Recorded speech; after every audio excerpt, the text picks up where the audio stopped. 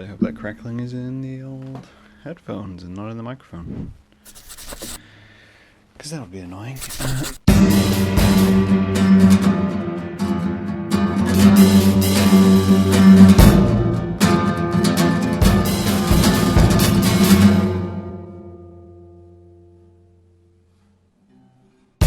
So kids, how are you doing today? I was having a thought. Actually, I tell a lie. I'm going to start at the beginning. Why not? Why would you start in the middle? Nobody would start in the middle. You wouldn't start in the middle. You start at the beginning. I was having a thought, and I recorded that thought into a podcast, and then I deleted that podcast. I know, shocking. You may or may not know. I have a list. This list is an idea of things I could potentially talk about for half an hour or so. And occasionally, something on that list is there for a very long time. This was one such case. There was an item on that list for a very long time. And it kind of became irrelevant, so I just deleted it in the end. I didn't like the way it came out. Didn't like the footage. Didn't like the concept. Didn't like my voice in the process. Didn't like what I was saying, so I got rid of me. That's right. You can do that. You can get rid of yourself. Not like in a death kind of way, or in a, an unaliving kind of way, as the gens say. But I said the gens is that nobody on board with the genses? Okay, well, that's what I'm calling the gens. I like it. Same as the Gen X. We'll just call them Jenks. The Jenks. That means we get to be the Jenny.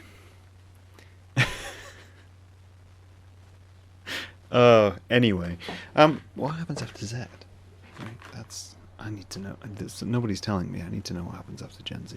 Either way, I was having this thought, and I had this thought during the podcast recording of the topic, which I thought was interesting because I could have taken it at that one point, but I was kind of stuck on that one topic, and I wanted to really explore it and sit down and say, hey, this is what we're talking about, and this is what we're going to move on with. But it caught me back again, as it usually does, and it usually happens when I'm having these ideas, is I'll have a thought, and then I will talk to myself for 30 minutes as I walk around my flat, and if it doesn't come out well, then I just abandon that topic. I write it down, but I basically just abandon that topic. But if it comes back and I'm able to just have an imaginary argument with myself for a good 30 minutes, I think, yeah, maybe this has got legs. Maybe this is something which we should talk about. So I got thinking about this. The initial thought for this was pineapple on pizza, because during the other podcast, I said to myself, we're talking about the big questions right now. All the big questions. None of these little questions. None of these nonsense, little insignificant questions. None of this pineapple on pizza nonsense. None of this, ridiculous mundanity debacle over anything which you experience in your modern life. No. We were talking about the big questions. Suffice to say, I abandoned the big question to come back to the little question, because the little question piqued my interest. Not so much for the answer of it, but the rationale behind it. I mean, for instance, I am a pineapple on pizza kind of person. I don't eat meat anymore, but I used to, and one of my favorite pizzas was Hawaiian pizza, because ham and pineapple go together so well. And I obviously know this because I was a child of the 90s, and when you were a child of the 90s, you ate the canapes of the 70s, and the 70s were all about pineapple.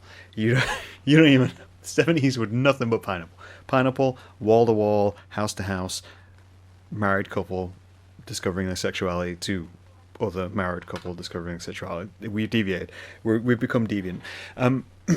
So this is a big question. This is obviously a question which on the internet is rife with challenge. I have a very simple answer when someone asks me, does pineapple belong on pizza? And my answer to that is, do you enjoy pineapple on pizza?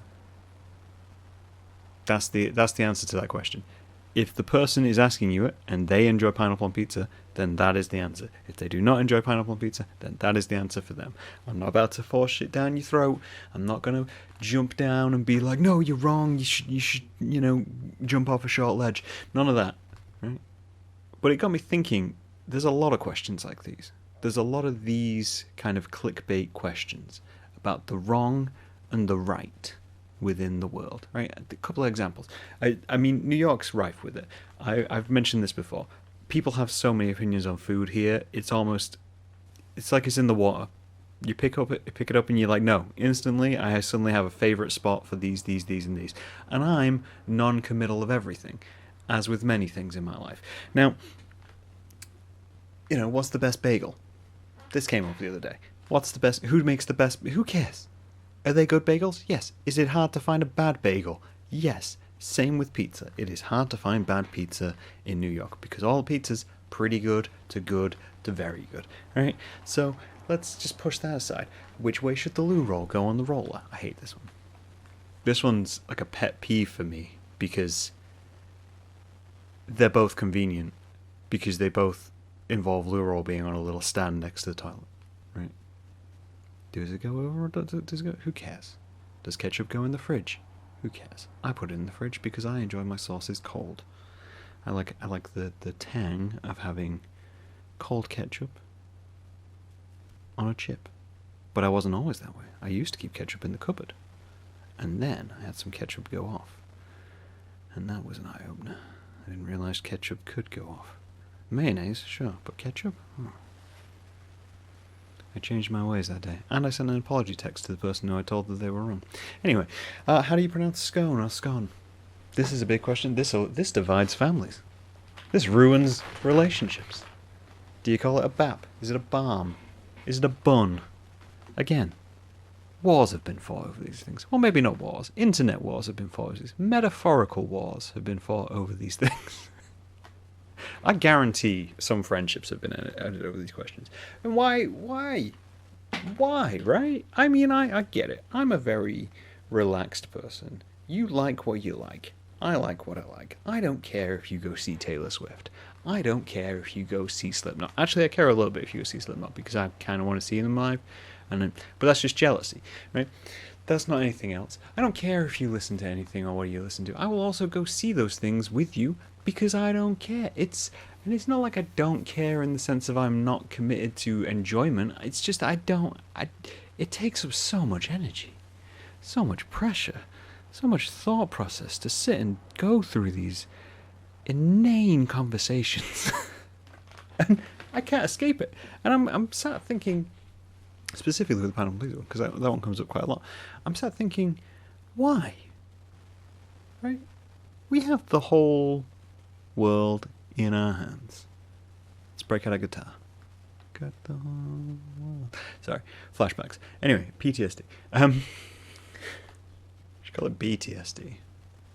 Bible Traumatic Social Disorder. Anyway. I've gotten very distracted. We have the whole world in our hands.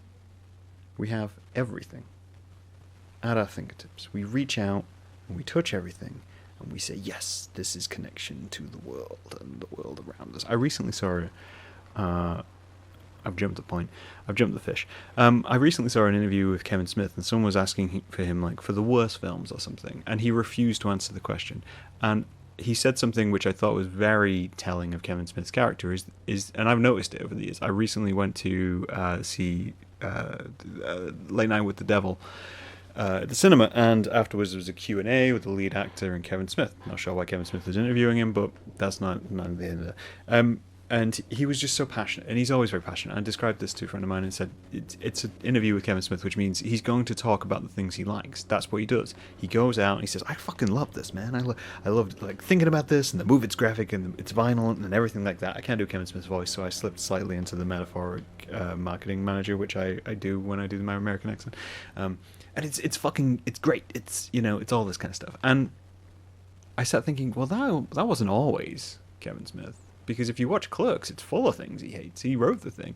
He's critical of everything. He had this vision in his head of what's good and what's bad. And even when you watch early interviews with him, he has opinions on these things. And now he's completely abandoned that. And the reason he completely abandoned that is that he realized that his life was short. He had a health risk scare thing, and then he had some mental health issues. And he sat down and thought to himself, life's too short to be crapping on what other people's like and to worry about the things which I don't enjoy. I'm rather just embrace what's good about doing the things, what's enjoyable and moves me forward and I can tell people about and think about. I'm paraphrasing greatly here, by the way, but the hand gestures still work because Kevin Smith, like myself, is a very hand orientated talker. There's a word for us. It's wizards. Anyway, and I got thinking about that, and I got thinking how we allow these conversations to dominate everything.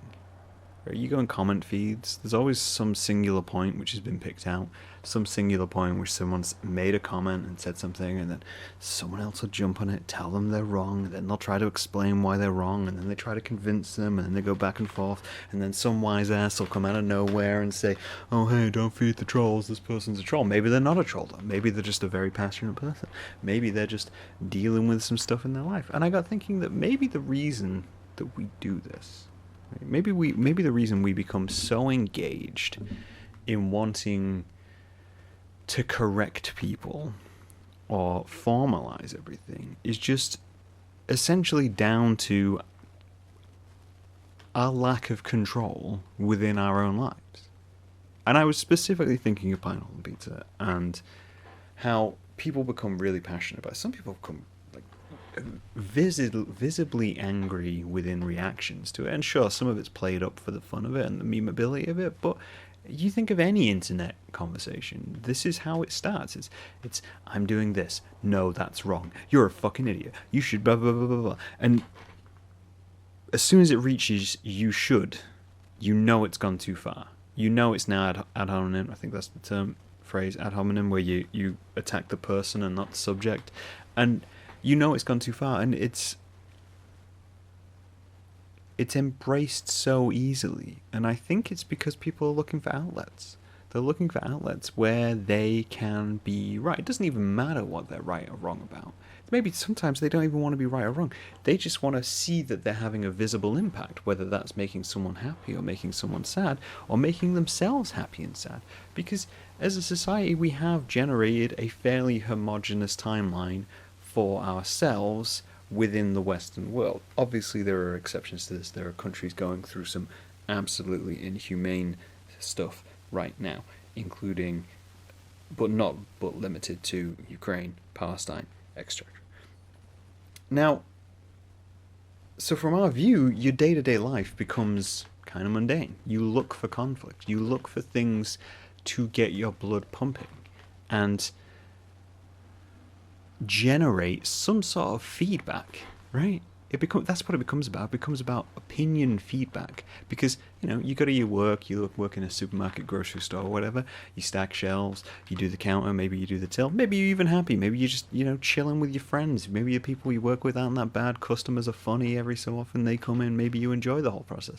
But your overall input into the environment, what gets sold, how things work on the day-to-day is probably fairly minimal. So when you get out of that, you feel there's this feedback loop inside you. It's like that classic line, geezers need excitement. Geezers need excitement. If their lives don't provide, they stay inside violent. That line is obviously a very simplification, a very specific, when it was from a song by the Streets, by the way. I believe that's the title of the song. It's just about that pent up, right? It's about that pent-up emotion, about that pent-up anger, about that pent-up relationship to the world around us. So when they find something which they can latch onto and say, hey, I can disagree with this, or I can agree with this, I can jump in, I can give my little burst of information, it's because we have no control, right? Even when we do express, even when we jump out and we express our problems with the world around us, the systems, right? The systems, that's the word, the systems, the bosses, the jefes, the managers, the controllers, the police, the government, society, even, just the people, the landlords, your neighbors.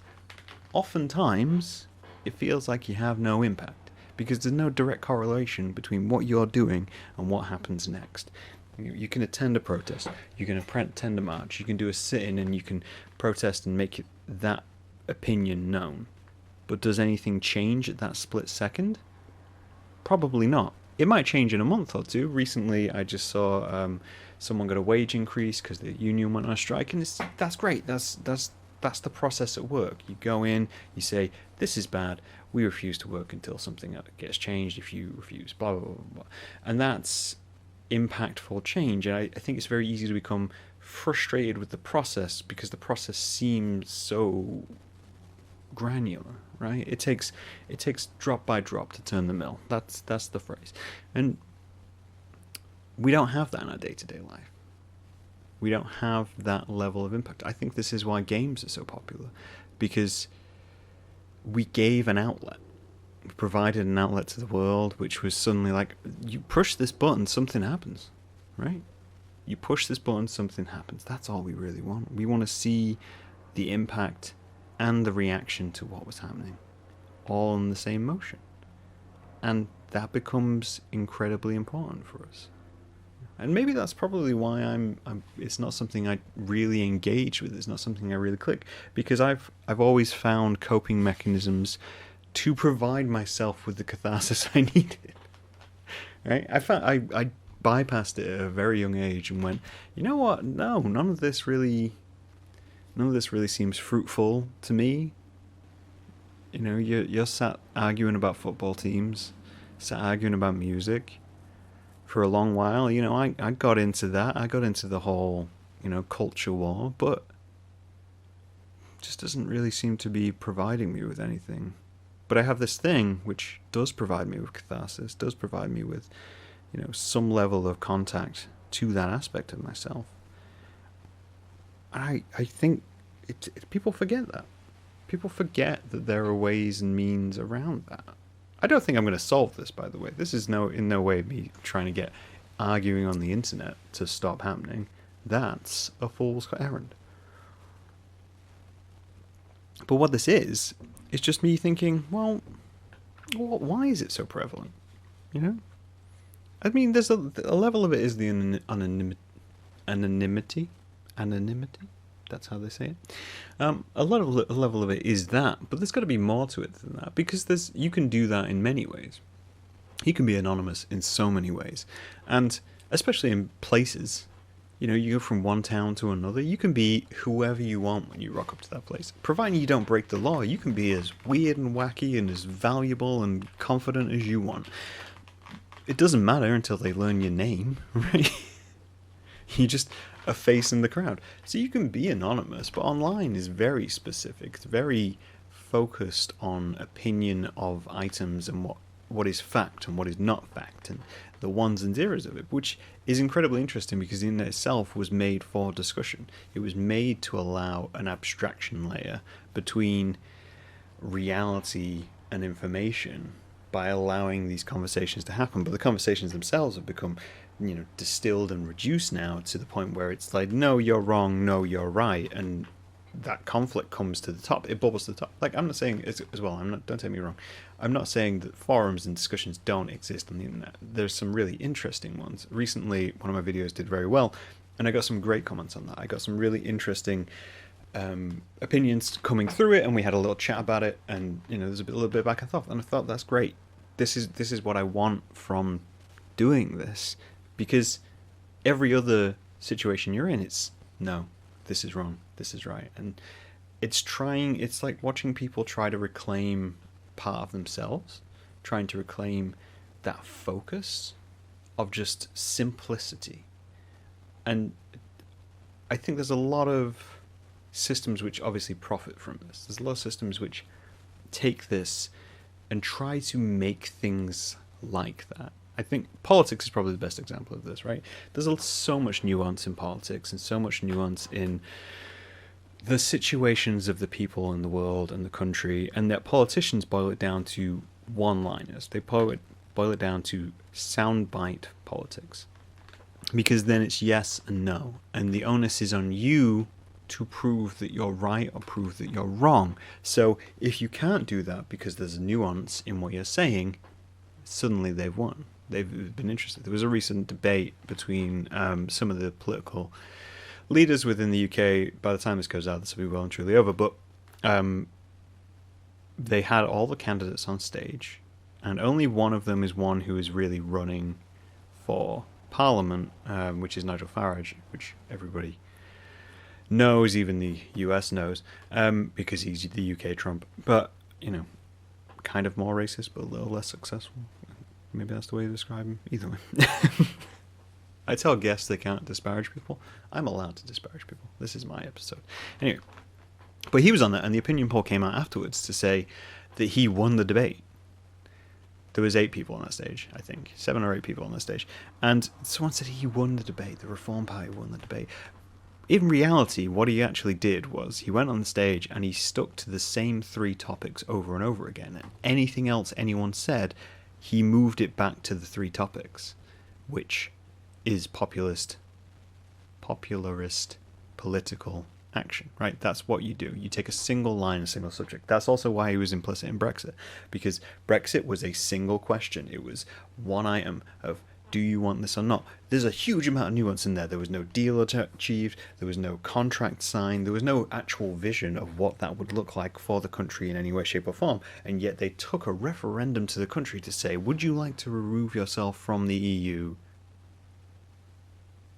And that was it, which allowed political platforms to campaign on single items, single issues, which then instantly fell through because nobody had put that into action. The people even campaigning on it weren't in charge at the time. Sorry, I digress. That's the thing. But that's what I'm talking about. This is them taking what is essentially a pointless endeavour, a pointless argument, and bringing it to the forefront because they know it gets passions going, because they know it's people will chant about this, people can get behind this, people can argue about it for hours and hours and hours and end, and then they'll feel like they need to be in the right or they need to be in the wrong. But of course both sides feels like they're right, so they're just going to get even angrier because the other person stops listening and the other side stops listening, and you can't even get your opinion through. As I say, I'm not going to solve this. I think this isn't something you can solve, because as human beings we enjoy facts so much. We enjoy knowing what things are. It's what makes us us. It's why we have invention. It's why we do things, because we research and then we develop and we go, oh, well, that's how that works. Well, maybe I can make that better. Maybe not. Who knew we would have the things that we have? Nobody knew. And we did this through yes and no questions, but we also did this through nuance. But I feel like there's a lot of energy here which is being misspent.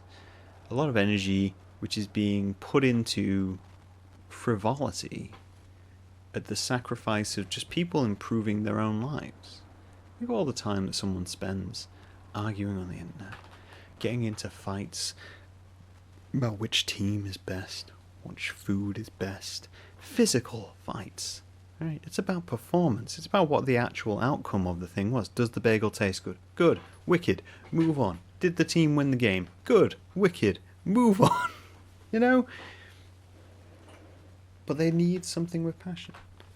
We've recreated the Colosseum, where there is a direct outcome of life and death, and we've boiled that down to yes and no, and we've thrown it online and said, now it's your turn, people. You battle it out. You figure out these questions. And by the way, focus on these questions because we're dealing with the big stuff. And the big stuff is way above your head. You can't have an impact on it. When in reality, you can. You can chip away at it. You can chip away at it in the background. You can check your anger and your passion and all those things which you energize into engaging triviality and work that into something productive for yourself. Not even necessarily for society, just for yourself. Find yourself getting on your line of argument, start a sketch, build something, do a puzzle, write something, have a conversation with your partner, bathe your dog, whatever it takes. Take the pent-up energy, sacrifice an opinion, and just be willing to be wrong or not be passionate about things. And you'll probably engage with yourself a lot more and what you're actually anxious about. And say, I may be right, I may be wrong. It's possible that I'm wrong. And it's possible that I'm right. I'm not going to say who's going to decide. All I'm going to say is stay safe, and I'll talk to you guys later. Bye.